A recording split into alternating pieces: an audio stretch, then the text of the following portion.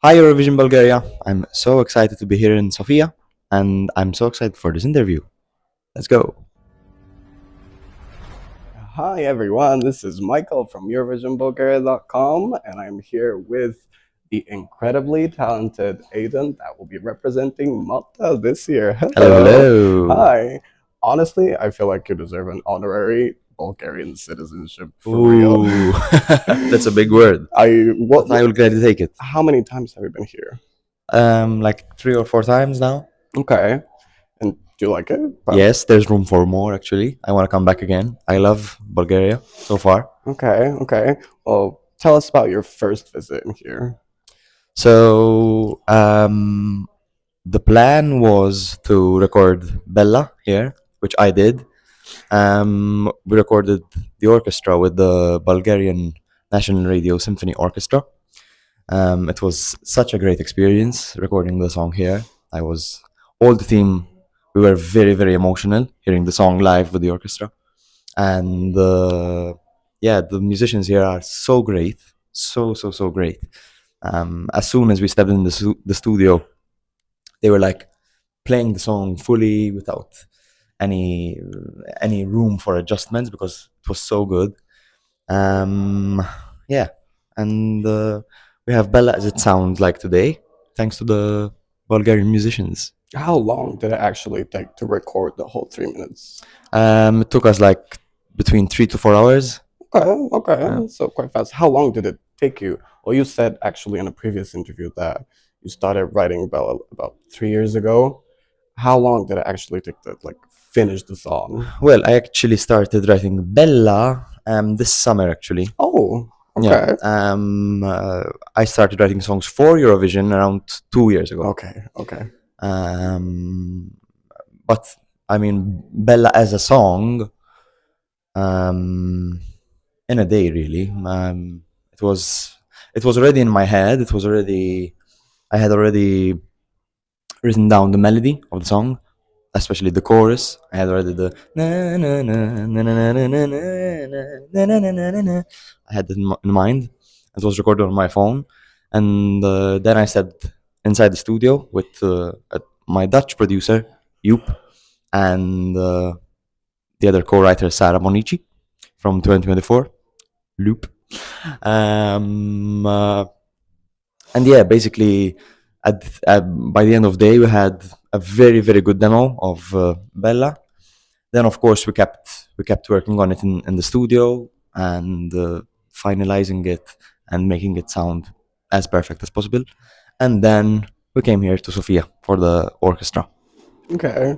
And talking about Bella itself, the people who know you know that you are really into electronic music, and that is very, very different from what you've previously put out before. What was your main inspo for going evergreen, for kind of leaving pretty much most of the things that you've done not behind, but just taking a completely new route?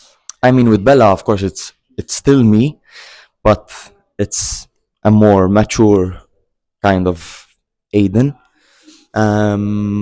I feel like that once I'm returning to Eurovision, I wanted to write a song that lives on stage, not just for radio.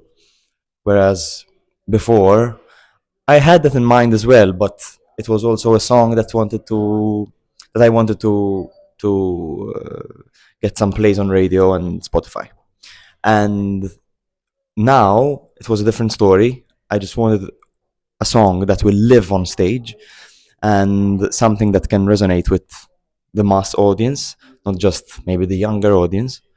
And also, it's been 4 years since I participated with Ritmo. I wanted something different. My album, which is coming out on the 20th of March, next month, is also that kind of sound. Okay. Bella is the most cinematic one, I would say, but the full album is very more mature. It's much more mature than my previous work. And also, as a Eurovision fan, I've seen a need in the last 2-3 years for something more organic, something more real, something more authentic, Something raw. something raw. We've had some entries in the last couple of years where they fulfilled this, but there's the need for more, and I hope that Europe can appreciate this.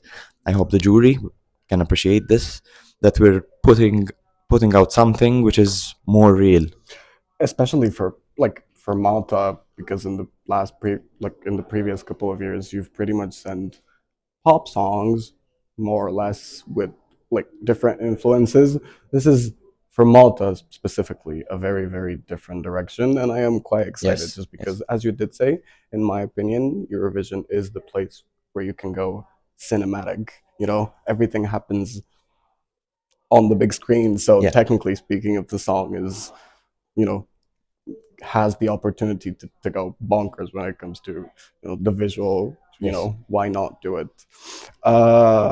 Maltese in Eurovision for the first time since forever. Yes. Last time it was 1972. well, that was fully, but last time there was Maltese was the 2000s, I believe. 2000, there was just 6 words. See, that means six Spoken words. words. Spoken words, not even sung.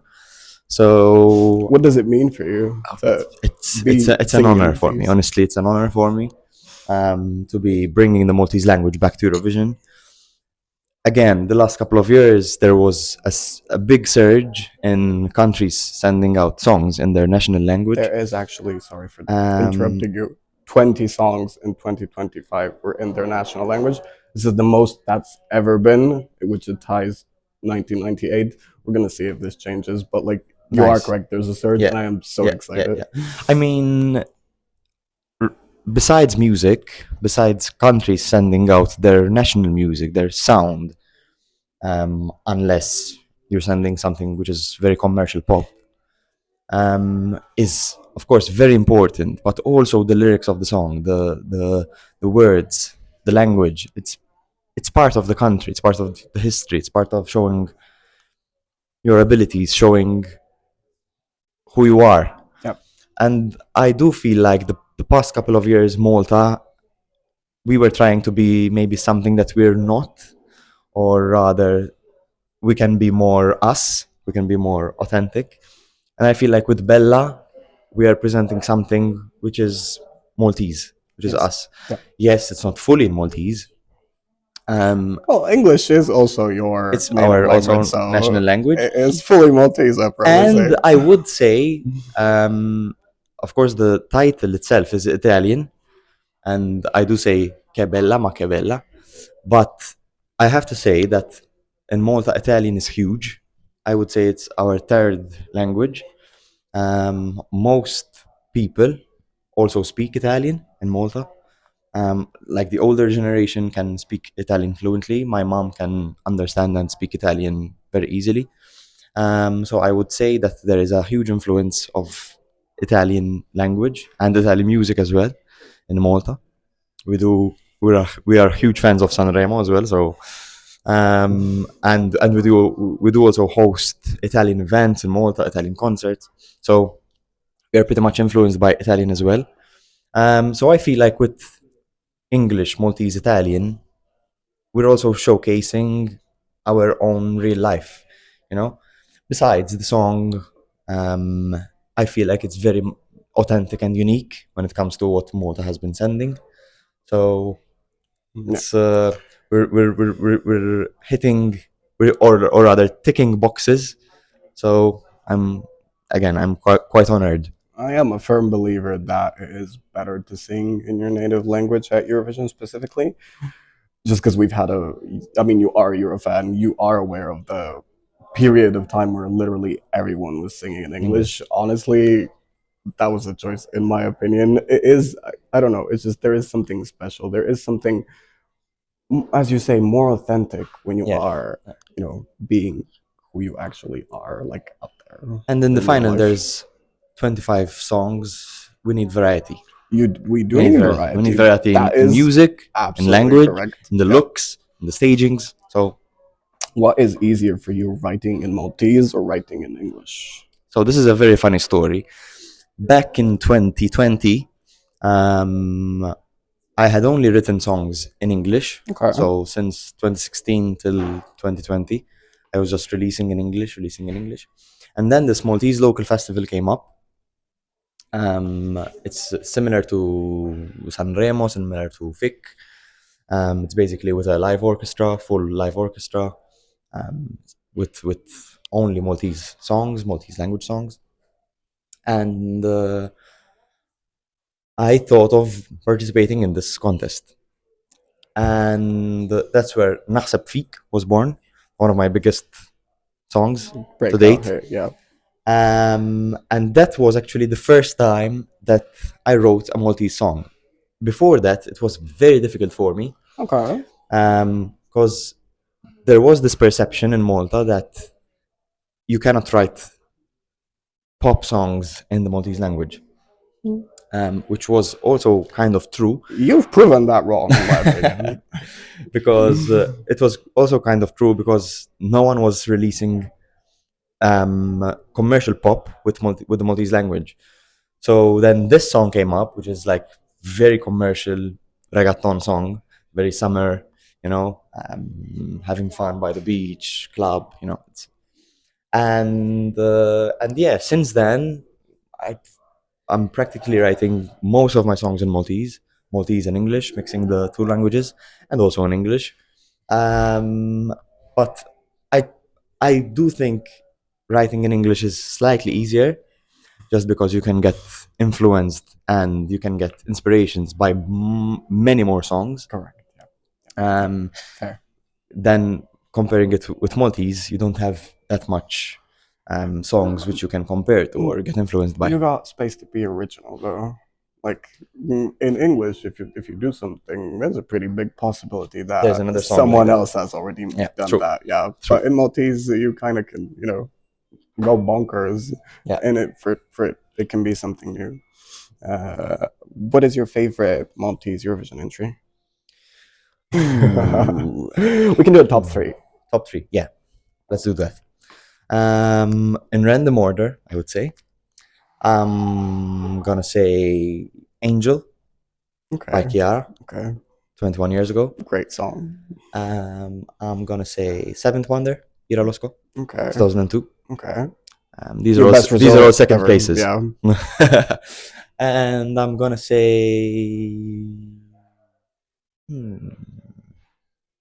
Gianluca, Tomorrow, Wow. Yeah. That's a wild card choice. 2013. Okay. But Also it a great did good, result though. for Malta. It 8th is. place Yeah. in the final, so it was a great result.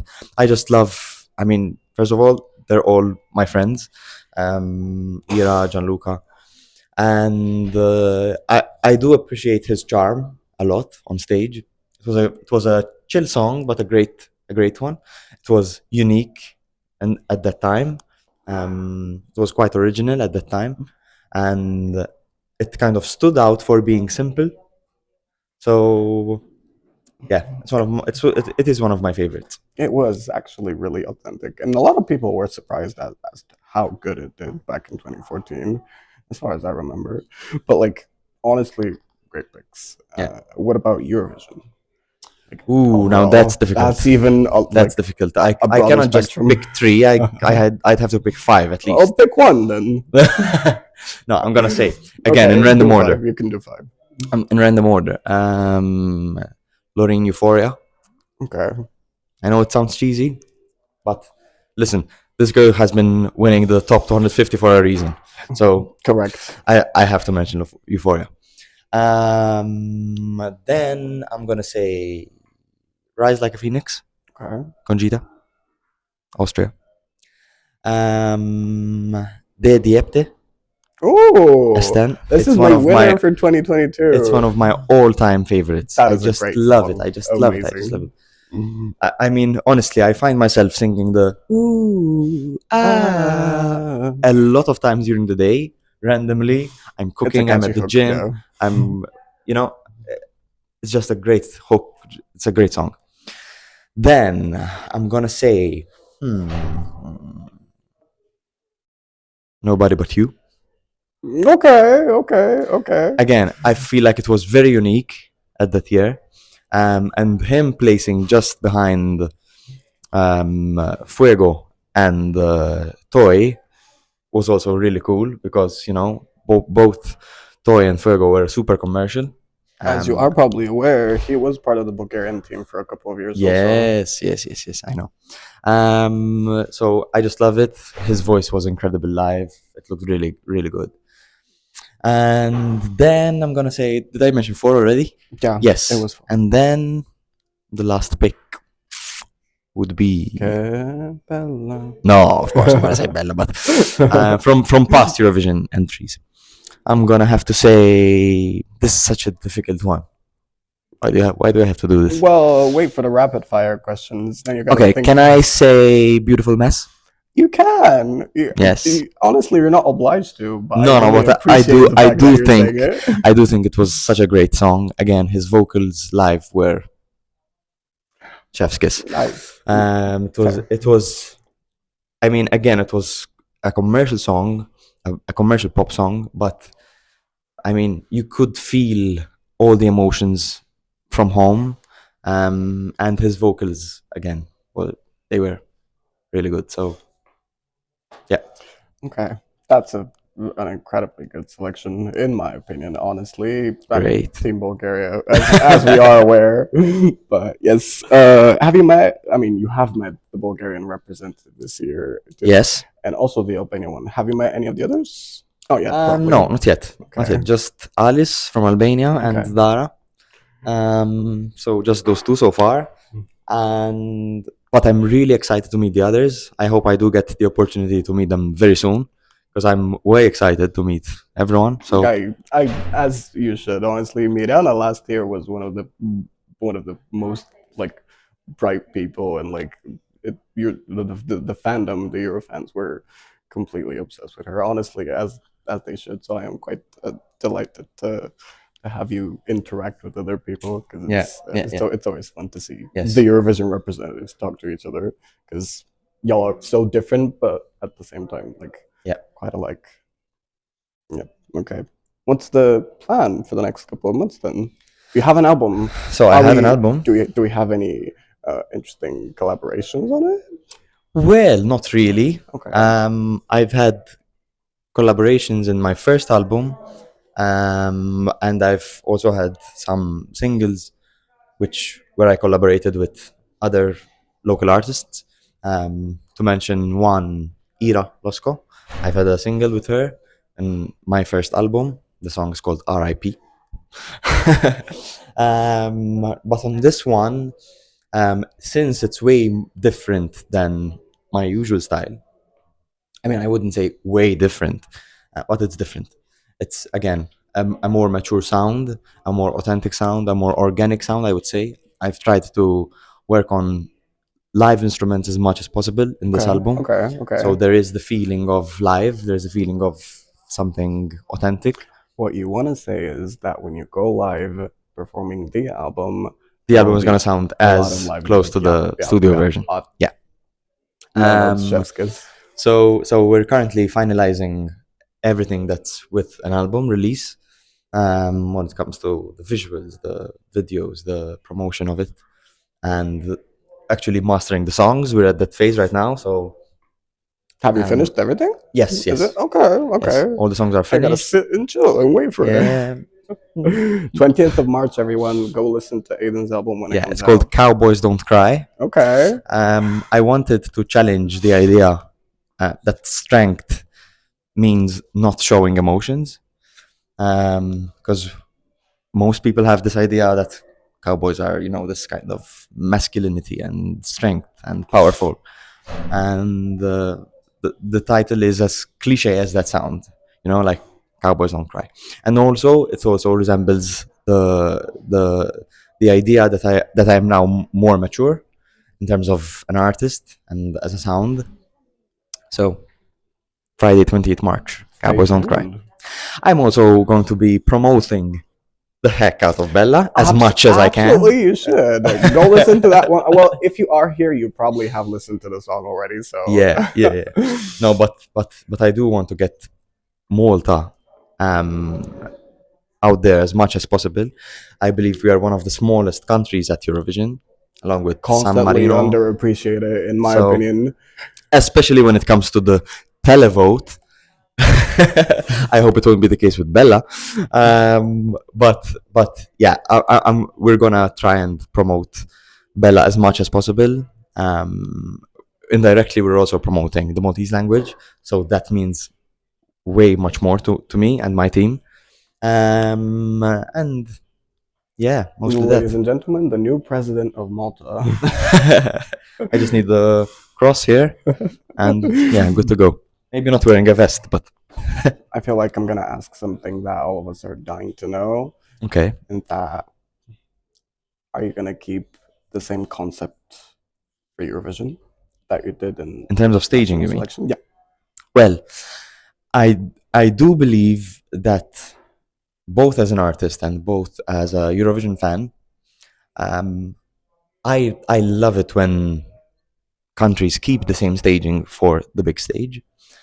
I do think there is room for elevating the staging further. Yeah. And I do want to elevate the staging further. I feel like it wouldn't be fair comparing the mask stage, the national final stage, with the Vienna stage.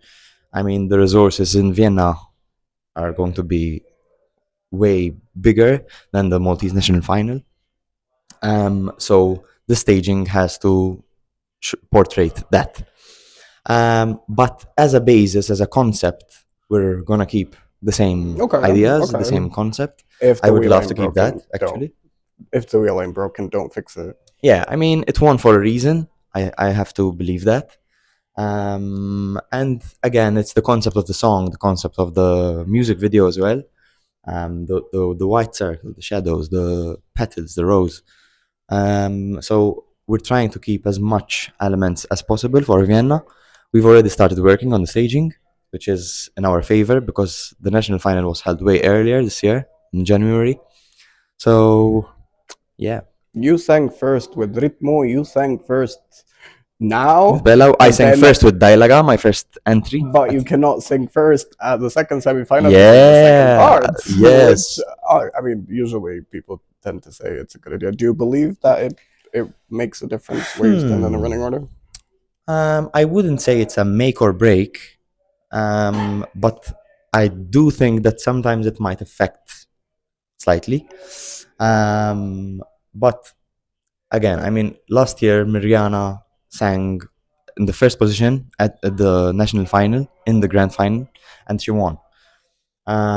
There are cases in the big Eurovision where earlier they sang at earlier position and they still got a great result. So I mean, let's face it, if you have a good song, if you have a good staging, it won't matter that much where you sing. But since we're in the second semifinal, second half, I'd have to say, well, you know, Say. it's in our favor. Let's say that. Okay. Now we go on to the last portion of the interview, which is the rapid fire questions. Ooh. Don't think about it, just shoot. Okay. Okay. It's funny. I was about to sing that because we had a song in the Maltese national final called "Don't Think About It." Okay. Don't think about it. Okay. Now, first we're gonna have a normal one and then a Eurovision one. Okay. A couple of questions. Cold or hot weather? Cold. Coffee or tea? Coffee. Playlists or podcasts? Playlists. Cats or dogs? Dogs. Beyonce or Lady Gaga? Lady Gaga. Okay. That was a shady reaction on my behalf. I do like Lady Gaga more. Okay, and then on to the Eurovision one. Ira Losco or Chiara? Ira Losco. Loop or serving? Don't do this to me. Pitting successful women against each other, forget that. So bad. Why do I have to choose? They're probably not going to watch this interview, so I'm gonna say loop staging, but serving as a song. Okay. Come on, Miss Congeniality. You already mentioned that, but Tattoo or Euphoria? Euphoria. Mm. The OG. The Code or Wasted Love? The code.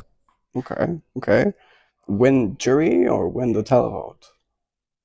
I mean, winning Both. the televote sounds very difficult for us, but I'm gonna say winning the jury. Okay.